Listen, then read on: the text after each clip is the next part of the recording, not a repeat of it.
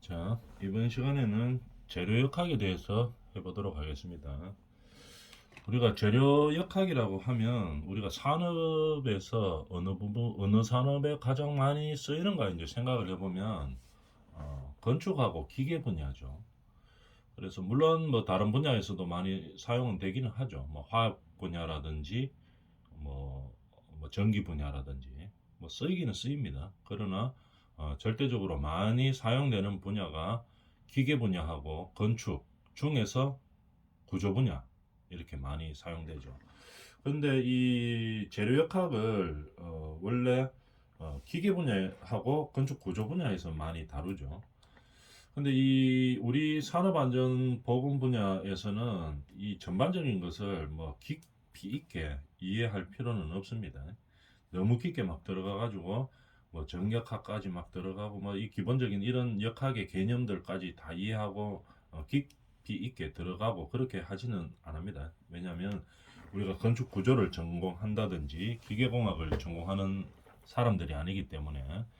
그러면 이 어느 정도까지를 이해하면 되는가 하면은 기계 분야하고 건축 분야에서 어떤 부분에 위험 요소가 있고 그러기 위해서는 이 재료들의 어떤 특징을 알아야 되는지 이제 그 정도 아는 범위. 그래서 우리가 안전관리함에 있어서 우리가 산업에서 사용되는 재료들이 어떤 위험성이 있고 역학적으로 어떤 흐름이 있기 때문에 우리가 재료에 대해서 안전한 그런 안전관리를 해야 된다. 이제 이 안전관리를 하기 위해서 우리는 재료의 특성에 대해서 아는 거겠죠. 그래서 어떤 재료가 어떤 특성을 가지고 있느냐 이런 거를 역학적으로 조금 이해하면 되겠죠. 그래서 수업 진행은 우리가 기계나 건축 분야 중 이제 구조를 말하는 거겠죠. 그런 때 사용되는 많이 사용되는 재료들이 어떤 역학적인 문제가 발생할 때 안전사고로 이어질 수 있느냐 이런 것들에 대해서 우리가 이해하고 아는 수준의 수업의 그 레벨을 맞추도록 그렇게 하겠습니다. 그래서 우리가 중점적으로 하게 될 분야가 건축 쪽하고 기계 쪽입니다. 그죠? 그러면은 우리가 한번 예를 한번 들어봅시다. 건축 쪽 같으면은 건축에서 우리가 재료적으로 가장 많이 알아야 될 게 뭔가를 생각해 보면은 우리가 뭐 흔히 이제 상식으로 알고 있죠. 건물이 이루어지는 게 보통 가장 많은 게 뭡니까? 철근 콘크리트 구조하고 그 다음에 철골 구조하고 이렇게 두 개죠. 물론 벽돌 조적으로 쌓아 올리는 것도 있지만 그거는 뭐 어디 농가주택이나 조그만 거 그런 거 질 때 이제 하는 거고 보통 일반적으로 가장 많이 사용되는 재료가 철근 콘크리트 구조하고 철골 구조하고 이렇게 두 가지가 되겠죠. 그럼 이 두 가지 재료에 대해서 우리가 뭘 알아줘야 되겠습니까? 역학적으로 어떤 문제가 있는지, 어떤 문제가 발생하면 안 되는지, 이제 이런 것들에 대해서 알아줘야 되겠죠. 가장 우리가 역학적으로 생각해야 되는 건축 구조물에서는 뭐 어떤 게 있겠습니까? 하중을 일단 거쳐야 되겠죠. 우리가 상식적으로 생각을 해보면은 철근 건물이 이래 있으면은 기본적으로 작용하는 힘들이 있습니다. 뭐냐면은 우리가 건물을 하나 지어 놓았다고 한번 생각해 봅시다. 그러면 사람이 일단 들어가죠. 또 뭐 가구도 들어갈 수도 있고 필요한 산업용품들이 들어갈 수도 있고 그죠? 3층 건물 지어놨는데 3층에 바닥에 우리가 사람도 쓸 수 있고 뭐 필요한 사무용품 뭐 어떤 기타 용품들이 다 들어갈 수 있습니다. 그러니까 건물에는 일단 뭐가 들어갑니까? 압축력이 생기겠죠. 누르는 힘이 생긴다 이 말입니다. 그 다음에 기본적으로 누르는 힘이 있고 그 다음에 뭡니까? 뭐 바람이 분다든지 뭐 이렇게 하면은 움직이죠. 이게 땅이 얼었다 녹았다 하면서 약간씩 움직입니다. 그죠? 이렇게 되기 때문에 움직이는 힘, 그죠? 움직이면서 당기는 힘이 발생하는 겁니다. 기본적으로 압축력과 인장력이 이제 발생하게 되는 거겠죠. 그러면 물론 뭐 다른 힘들도 많이 있죠. 횡력도 있고 뭐 전단력도 있고 뭐 여러 가지가 많이 있지만 기본적으로 일단 압축력하고 인장력입니다. 그런데 이 재료의 특성들에 대해서 알고 있어야 됩니다. 그러면 철근 콘크리트 구조는 철근하고 콘크리트하고를 섞어 놓은 거죠. 그러면 이 철근은 어떤 힘을 버티기 위해서 철근을 넣느냐? 인장력에서 버티기 위해서 철근을 넣는 겁니다. 당기는 힘에 대해서 버티기 위해서 철근을 넣는 거죠. 그러면 철근만 있으면은 당기는 힘에는 강합니다. 근데 누르는 힘, 압축력에는 약해요. 그렇기 때문에 뭐를 넣는가 하면은 콘크리트를 같이 탓을 하게 되는 거겠죠. 그럼 콘크리트는 뭐냐면은 압축력에는 강한 겁니다. 대신에 인장력에는 약하죠. 그래서 이 두 가지 재료의 성질을 적절하게 섞어서 만들어낸 게 철근 콘크리트 구조물입니다. 이렇게 두 가지를 섞다 보니까 옛날에 뭐 연구를 많이 해봤겠죠. 여러 가지 재료로. 이렇게 두 가지로 섞어서 사용하다 보니까 인장력에도 강하고 철근 때문에 압축력에도 강하고 콘크리트 때문에 이렇게 인장과 압축력에 다 강한 어떤 재질이 탄생했는 거겠죠. 어떤 재료들이 탄생했는 겁니다. 이렇게 우리가 재료에 대해서 어떤 특징, 역학적인 특징을 가지고 있는지 이런 거에 대해서 이제 우리가 공부하는 과목이겠죠. 그러면 우리가 건물을 지어놓다고 가만히 생각해 봅니다. 건물을 딱 지어 놓으면은 누르는 힘과 당기는 힘만 있는 게 아니고 뭐 어떻게 아까 이야기했다시피 약간의 뭐 지진이 일어날 수도 있고 경미한 지진, 그다음에 뭐 땅이 녹았다 얼었다 이렇게 하면서도 건물이 움직이겠죠. 겨울에는 얼었다가 여름에 녹으니까 그죠? 건물이 약간씩 움직입니다. 움직일 때 이럴 때 어떻게 됩니까? 건물이 틀어지죠. 그죠? 그걸 모멘트라고 이야기하죠. 약간 방향이 휘어집니다. 휘어질 때 제일 걱정되는 게 뭐겠습니까? 약간의 뭐 어떤 지진력이나 어떤 외력이 가해졌을 때 약간 틀어졌다가 다시 돌아오면 별 문제 없죠. 그죠? 탄성이 있는 것처럼 약간 움직였다가 다시 돌아오면 문제가 없습니다. 그죠? 근데 이게 탄성의 범위를 넘어서 가지고 어떻게 됩니까? 파괴가 되어버리면 문제 심각해지죠. 그래서 우리는 재료들을 볼 때, 건축 재료를 볼 때 파괴가 되느냐 안 되느냐, 그러니까 다시 복원이 되느냐 안 되느냐, 이 재료의 특성들을 잘 알고 있어야 됩니다. 그래서 우리 건축 구조하는 사람들이 그에 대해서 공부를 많이 하고 있는 거죠. 그래서 이런 재료를 이만큼 쓰면은 어느 정도의 응력에 버틸 수 있다. 이런 거를 이제 미리 계산을 해서 건물을 짓게 되는 거겠죠. 철골조도 마찬가지죠. 철골조 뭐 우리가 아직까지 잘은 모르지만 H빔으로 보통 많이 짓고 있죠. 공장 같은 건물 이렇게 지을 때 우리가 H빔을 세우고 기둥을 세우고 볼을 세우고 그 다음에 플레이트 조인을 하죠. 볼트나 너트 이런 걸로 조인을 합니다. 이런 식으로 한다 하는 거 그 정도는 알고 있죠. 그죠? 철 공장 건물 이런 거 지을 때 이런 구조는 철근 콘크리트 구조하고 또 다른 구조를 가지고 있죠. 그죠? 이거는 어떻게 인장력과 압축력에 대응하기 위한 철근 콘크리트 구조가 아니고 철골에서 그거를 다 잡고 있어야 되겠죠. 인장력과 압축력을 다 버티고 있어야 됩니다. 그러니까 뭐가 써야 되겠습니까? 자체 강성이 있어야 됩니다. 단단해야 된다 이 말이겠죠. 자체 강도가 세야 된다는 얘기겠죠. 그래서 보통 뭐로 만듭니까? H빔을 철로 만들죠. 그래서 강성이 압축력과 인장력을 다 버틸 수 있어야 되기 때문에 재료 자체가 강성이 높은 재료를 쓰는 겁니다. 이 재료도 철골도 마찬가지겠죠. H빔도 이게 건물이기 때문에 아까 말했다시피 건물 안에는 뭐 사람도 들어가고 뭐 자재도 들어가고 뭐 사무용품도 들어가고 많이 들어갑니다.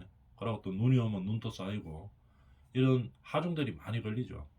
이런 것들이 하중이 가해졌을 때 건물이 어느 정도 약간의 변형이 일어나는 거는 괜찮은데 갔다가 다시 돌아와야 되겠죠. 근데 그게 아니고 철골 이런 게 확 휘어져 가지고 휘어져서 어떻게 제 역할을 못하고 다시 돌아오지 않고 파괴가 된다면은 문제 심각한 겁니다. 그죠? 그래서 우리가 이런 재료들의 역학적인 성질을 이제 알기 위해서 재료역학이라는 과목을 공부를 하는 거겠죠. 다시 한번 정리하면은 기계 분야와 건축 분야를 중점적으로 우리가 공부를 하게 되는데, 이 부분에서 필요한 안전에 필요한 역학, 재료의 역학들이 어떤 것들이 있는가, 이거에 대해서 우리가 공부를 하게 되겠습니다. 그렇지만 깊이 있게 들어가는 건 아니고 넓게, 폭넓게, 그죠? 안전상에 필요한 역학적인 부분들이 어떤 것들이 있느냐, 요 정도만 우리가 공부하도록 하겠습니다. 건축 쪽은 또 그렇고, 기계 쪽을 한번 볼까요? 원래 어, 기계 쪽을 보면은 예를 한번 들어봅시다. 기계의 위험 요인 이렇게 되어 있죠. 자, 기계의 위험 요인들, 우리가 제조업에서 많이 사용되는 기계들입니다. 어떤 안전상의 위험들이 발생할 수 있는가 한번 봅시다. 그걸 역학적으로 좀 알아주자 하는 게, 알아서 우리가 안전사고에 대비하자, 이게 이 과목을 하는 목적입니다. 그럼 예를 들어 보면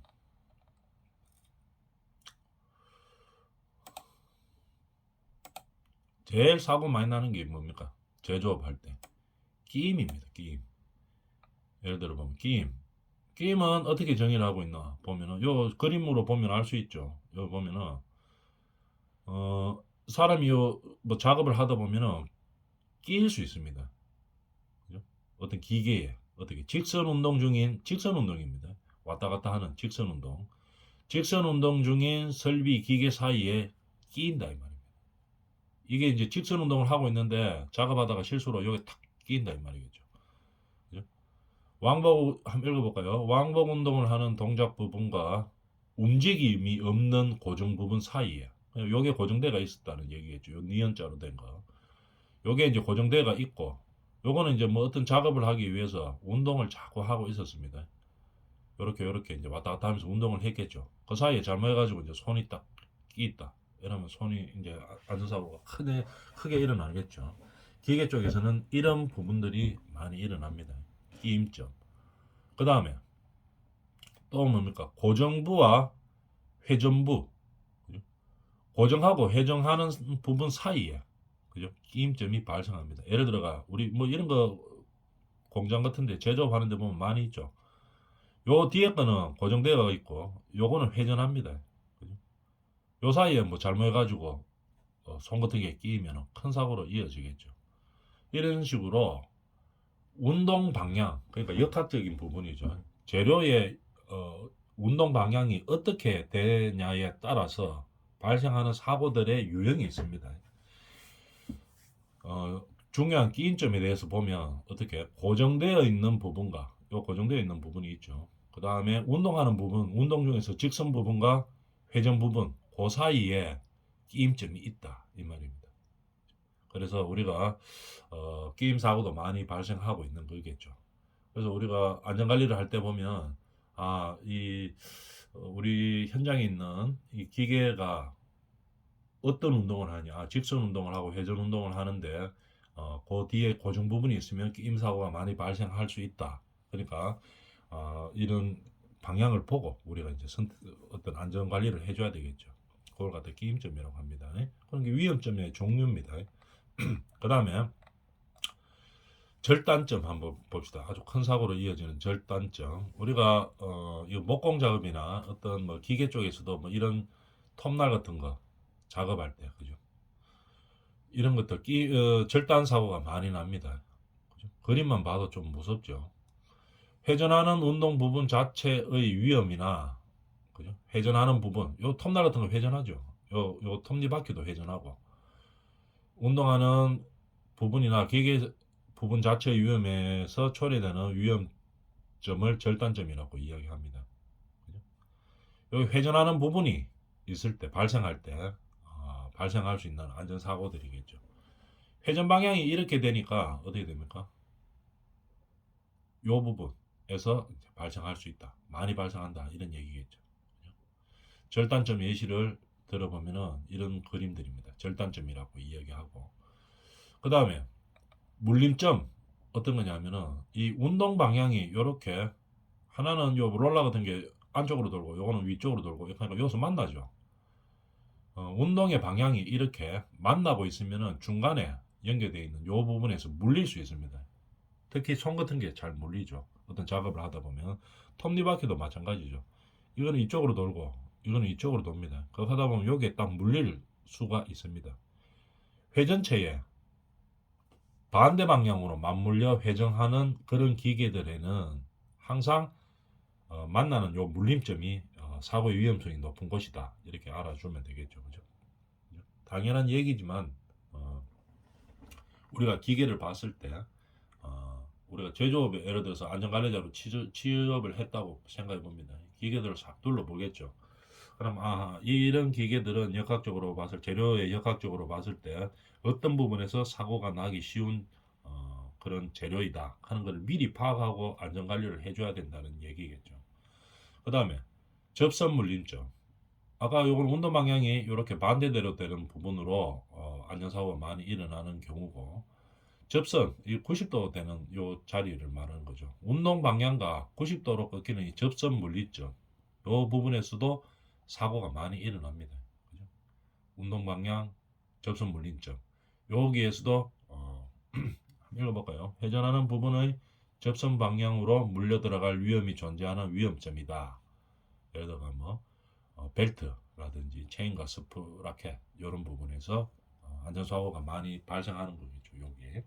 그래서 우리가 제조업체에 만약에 안전관리자로 취업을 하게 되면은 제일 첫 번째로 이제 봐줘야 될 것들이 이런 기계의 역학적인 요소들을 봐줘야 됩니다. 어떤 방향으로 운동을 하고 있는 기계인지 그거를 보고 그림들과 같이 어느 부분에서 저런 운동 방향을 가진 기계라면 어느 부분에서 사고가 많이 발생할 수 있다 하는 것을 이제 알아야 되겠죠.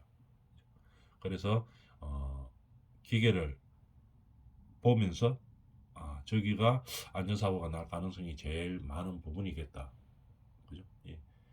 역학에 대해서 조금 알고 있어야지 이제 그런 것들을 판단할 수 있겠죠. 그래서 우리는 이 시간을 통해서 산업 현장에서 우리가 안전관리자로 일할 때 좀 필요한 그런 역학적인 지식을 이제 공부하고자 하는 거겠죠. 그러면 이런 부분들이 있는데 그럼 실제로 공부는 뭐 어떤 그러면 역학적인 것들이 있는가 한번 볼까요?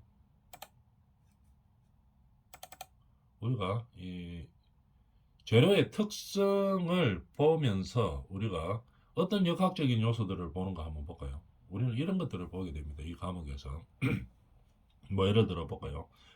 역학이니까 힘을 생각하면서 이제 봐야 되는 거겠죠. 그래서 이 재료 역학, 뭐 다른 말로 기초 역학이라고도 이야기하는데 이 재료에서 주로 다루는 힘들, 역학적인 부분이 어떤 용어들이 많이 나오는가 그거에 대해서 우리가 기본적으로 알고 그거를 생각하면서 이제 깊이 있는 내용으로 조금 들어가 줘야 되겠죠. 주로 나오는 역학적인 부분들이 첫 번째부터 한번 볼까요?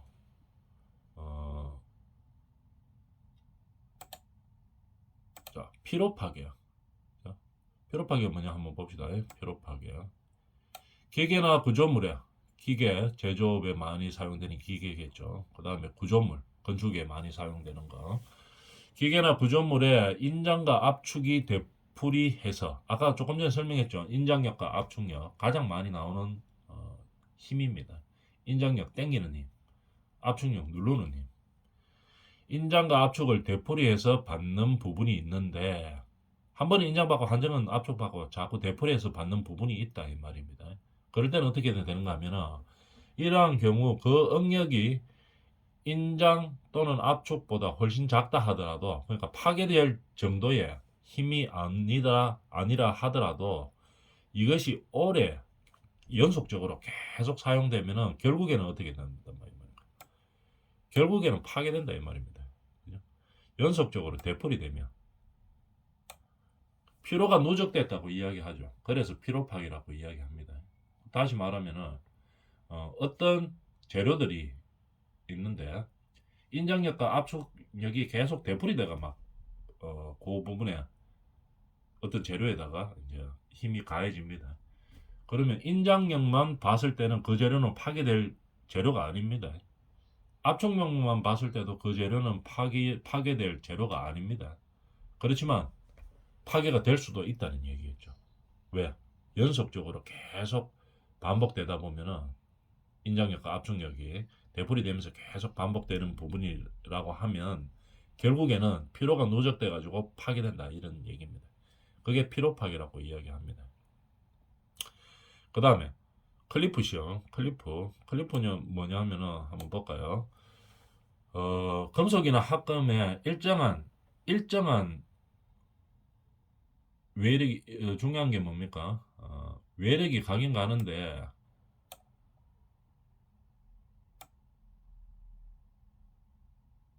외력이 일정하게 작용하고 있습니다. 크리프가 뭐냐? 크리프 시험은 뭐냐 하면은 외력이 일정하게 작용하면 어떻게 돼야 됩니까?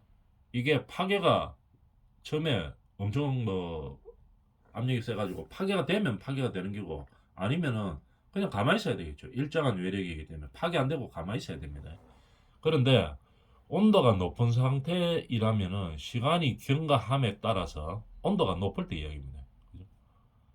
일정한 외력이 있는데 거다가 플러스해서 온도가 높은 상태이면은 어떻게 된다 이 말입니까? 일정한 돈 늘어나다가 파괴돼 버린다 이 말입니다.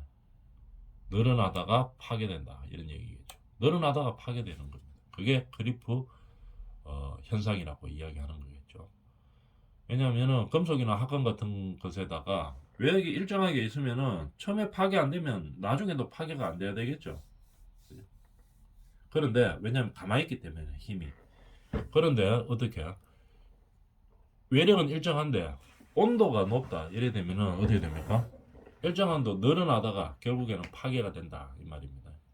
온도가 높은 상태로 유지가 되면 그게 클리프 현상이라고 이야기하는 거겠죠. 그 다음에 인장 시험과 인장 응력에 대해서 우리가 많이 시험하죠. 인장은 아까 땡기는 힘이라고 이야기했죠. 그럼 재료의 항복점을 찾는 게 이게 중요하겠죠. 어떤 재료가 있는데 뭐 건축 재료건 기계 재료건 간에 항복점이라는 것을 알고 있어야 되겠죠. 용어가 이 항복점을 찾는 게 인장 시험입니다. 뭐냐면은 어떤 재료를 땡겼어요. 그러면은 어느 정도 예를 들어 뭐 고무줄이라고 한번 생각을 해볼까요? 우리가 뭐 초등학교 때 가지고 놀던 그 고무줄, 그 고무줄을 땡긴다고 한번 생각해 봅니다. 쭉 땡겼다. 그러면 놓으면 어떻게 됩니까? 어느 정도 늘어났다가 놓으면은 다시 돌아가죠. 그죠? 그런데 그 일정 힘보다 더 세게 한번 땡겨 봅니다. 어떻게 되는가 하면 쭉 땡기다가 어떻게 쭉 늘어나는 경우도 있죠. 다시 원상태대로 회복이 안 되고, 그죠? 그런 원상태대로 돌아가지 않는 지점, 그걸 갖다 항복점이라고 이야기합니다. 고무줄이라고 예를 드니까 조금 이상하네요. 이해가 좀 덜 되는 경우도 있겠네요. 그나마 우리가 뭐라고 이야기할까? 엿가락 같은 거, 엿 있죠, 긴 엿. 그것도 뭐 비슷한 현상이죠. 어느 정도 당겼다 놓으면 다시 돌아갑니다. 그죠? 근데 일정 힘으로 좀 더 당기면 어떻게 됩니까? 다시 안 돌아가고 그냥 쭉 늘어나고 변형이 일어나 버리겠죠. 그 변형이 일어나기 시작하는 점을 항복점이라고 이야기합니다. 그냥 전문용어로는 뭡니까? 탄성과 소성의 경계점이라고 이야기하는데 뭐 쉽게 말하면 엿가락이 당겼을 때 어느 정도 힘으로 당겼을 때 다시 돌아가고 그 다음에 일정 힘을 더 당기면 이제 돌아가지 않습니다. 돌아가지 않고 변형이 되가 일어나겠죠. 그런 것을 항복점이라고 이야기합니다. 이런 용어들, 역학적인 용어들에 대해서 우리가 이제 알게 돼 공부를 하는 거겠죠. 그 다음 열응력. 열응력은 열을 가하면 어떻게 됩니까? 물체에다가 열을 가하면 팽창 또는 수축이 되겠죠. 그죠? 열을 어, 저 팽창이나 수축이 이어집니다.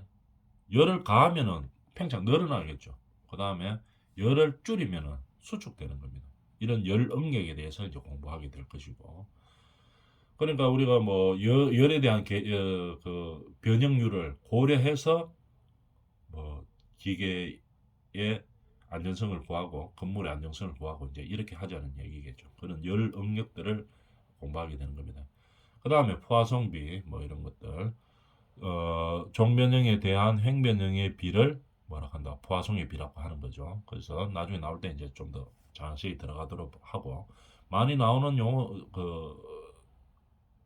재료역학에서 많이 나오는 역학적인 부분들이 이런 것들입니다. 그 다음에 훅 법칙 뭐 비례 한도 이내에서 응력과 변형률은 항상 어떻다 비례한다 하는 거 그죠? 응력과 변형률은 항상 비례한다 하는 뭐 이런 것들 훅의 법칙 그 다음에 세로 탄성 계수 종탄성 계수라고 이야기하죠. 변형률에 대해 응력의 비는 탄성 계수이다 이런 거 많이 나오진 않은데 요 밑에 것들은 뭐 재료하고는 그렇게 연결되는 많이 나오고 뭐 꼭 필요한 것들은 아니죠. 그래서 기본 상식으로 알고 있으면 되는 것들이고 요 1에서 4번까지는 늘 등장하는 단어들입니다.